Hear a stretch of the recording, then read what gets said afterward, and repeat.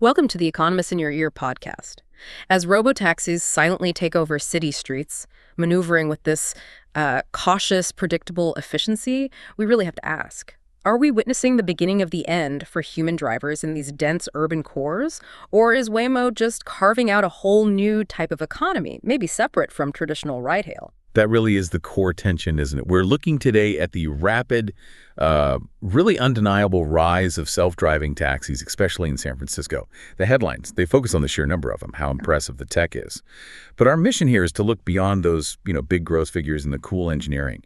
We need to dissect the critical questions. What about jobs? What are the real costs? And is this technology truly a mass market revolution? Or is it maybe just an automated, high-end, premium experience for a certain niche? Okay, let's unpack that because the growth figures are genuinely staggering. They seem to be driving the whole narrative right now. Waymo, owned by Google's parent, Alphabet, launched its paid service in SF relatively recently, right? 2023. And yet, the analysis we're looking at shows it's already grabbed a massive share of the city's app-hail market. Yeah, it's not just some minor player. We're talking about the market shared by Uber, Lyft, and now Waymo. Independent tracking estimates Waymo's share of that specific app-based ride market could be, between 20% and maybe 27% by 2025, capturing, more than a fifth of that rideshare pie in such a short time? Well, that's frankly unprecedented for a totally new mobility company. 20 to 27%. That really suggests they're either way cheaper or offering something dramatically better than the competition. But hang on, the analysis seems to say the opposite is true on price. So what's the secret sauce here? How do you get that much market share when you're actually more expensive? That's the puzzle, isn't it? It points towards their current strategy, this premium niche. You might think this local success means, okay, they're ready for national scale-up. But we have to keep it in context globally. Waymo's doing, over 250,000 paid rides per week across its whole network. That includes Phoenix, LA, alongside SF. Okay, 250,000 a week sounds like a lot. It does, until you put it next to Uber's global operation. We're talking around 250 million rides per week for Uber. So yes, San Francisco might feel taken over by those white Jaguar I-Paces, but nationally, the tech is still very much in its early, high-cost, high-value testing stage. The reason people seem to be switching, despite the price, probably comes down to reliability and consistency. Right, the experience itself. The vehicles are described as comfortable, reliably clean, quiet. That makes sense. But the biggest differentiator they push is safety, isn't it? The safety benchmark. Exactly. Waymo publishes data showing a lower rate of injury-causing crashes compared to human drivers in similar urban areas. They've managed to turn the automation, the robotic nature, into a selling point, peace of mind. But this raises an interesting point about that peace of mind, though.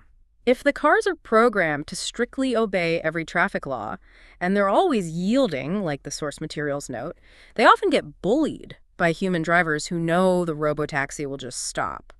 Doesn't that just mean they're maybe too cautious to be truly effective? Is this safety just because they drive so slowly and defensively, avoiding risk, rather than achieving, human-level efficiency? That's a crucial distinction to make. Their safety is based on predictability and yielding. That translates to fewer incidents, yes, but also often lower speeds. And this lower speed connects directly back to that major trade-off you mentioned, the premium price paradox. The analysis is pretty clear. Robotaxis right now are far from a mass market solution. Why? Because they're slower and significantly much more expensive. How much more expensive are we talking? Price comparisons confirm Waymo is running about 20 to 40% costlier than an Uber or Lyft for the same route. And that's even before you factor in tips for human drivers. That premium is substantial.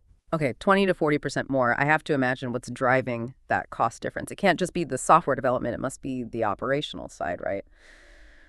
This brings us to the missing economics the analysis mentions.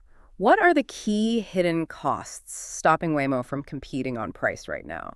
Well, the theoretical goal, the dream for autonomous vehicles, the point where they really disrupt everything, is getting the per-mile operating cost down to somewhere like $25 to $1.50 per mile. Yeah. That's the magic number that undercuts human labor costs significantly. Okay, 25 to 50 cents a mile. Where are they now? Nowhere near that today.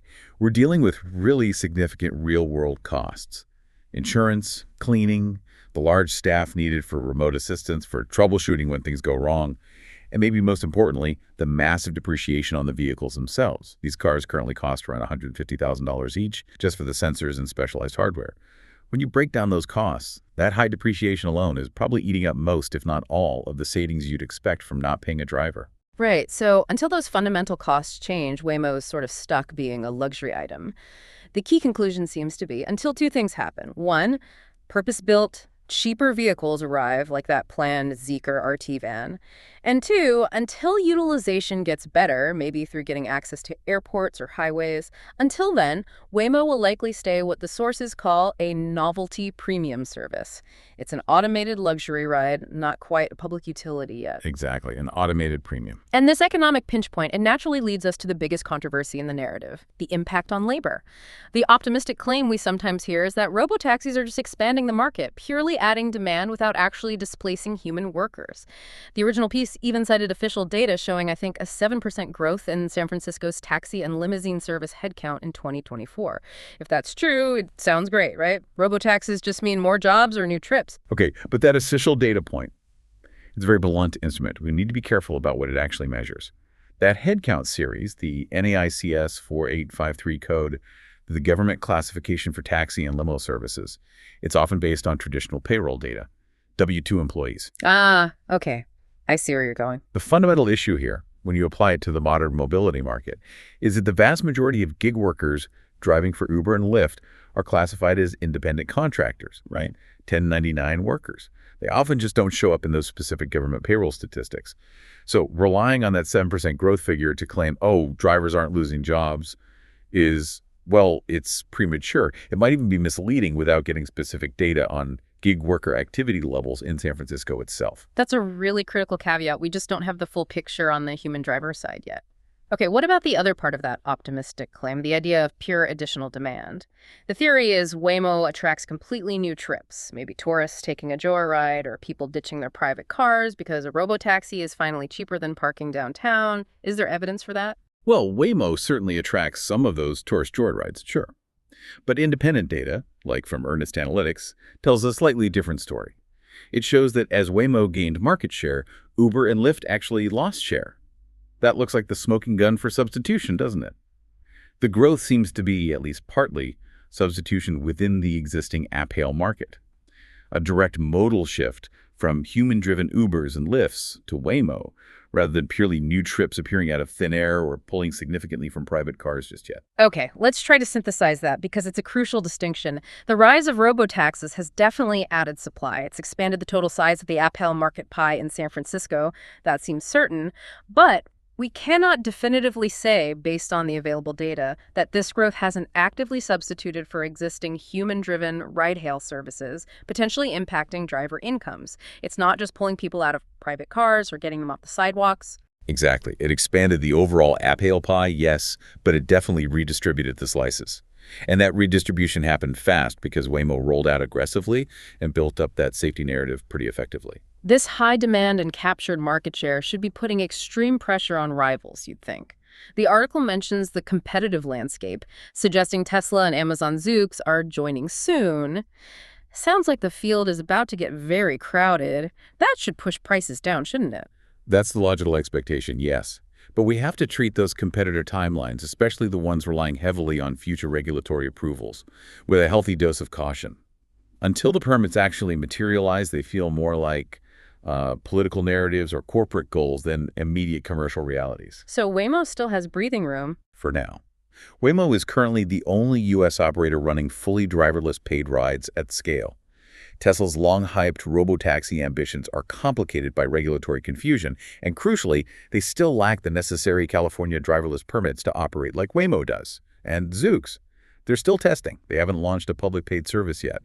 So for you, the listener, the immediate threat of competition forcing Waymo to slash its premium prices, it's still more of a promise than a present danger. That makes Waymo's path forward even clearer then, because they can't just rely on market pressure to force changes yet. So what specifically needs to happen for Waymo to actually shift from this, novelty premium niche to becoming true mainstream affordable mobility? It really boils down to solving that cost problem fundamentally and gaining much broader access.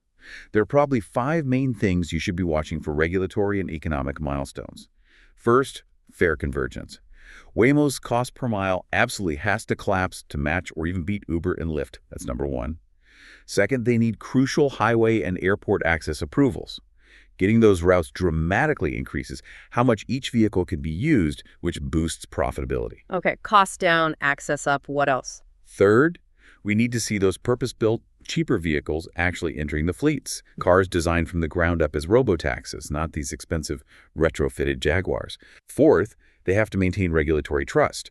That means avoiding major recalls, scary incidents, or debilitating government probes that shake public confidence. And the competition. Right. Fifth is seeing actual competitor permits finally materialize for companies like Tesla and Zoox.